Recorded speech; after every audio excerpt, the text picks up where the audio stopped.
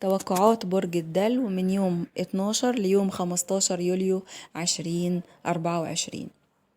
لسه عوض ربنا مكمل معاك، والمفاجآت الحلوة جاية كتير يا دلو. على مدار ال3 أيام اللي جاية في اتصال جايلك فيه الخير كله. حد هيكلمك وهيطلب مقابلتك، والمقابلة دي هيكون من خلالها في دعم قوي ليك يا دلو. خد بالك بقى من تليفونك. في شخص ظالم في حياتك، الشخص ده هيختفي للأبد ومش هيضايقك تاني لأنه هيتسجن.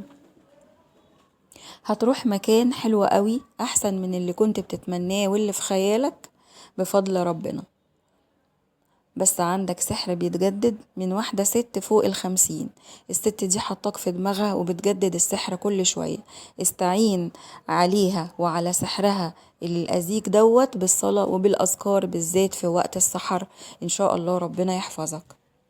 الشخص اللي جاي من الماضي لسه مكمل ولسه مصمم ان هو يدخل في حياتك، والمرة دي هو اللي هياخد الخطوة تجاهك، وانت عليك القرار اذا كنت هتكمل في الحاضر ولا هترجع للماضي. اخبارك كلها حلوة الفترة اللي جاية يا دلو، ومبشرة بالخير، وعندك دعوة مستجابة بإذن الله تعالى. خد بالك من صحتك، ونام كويس واستريح كويس، وحاول تعمل رياضة حتى ولو بسيطة، حتى لو كانت المشي لمدة مثلا ربع ساعة يوميا يا دلو.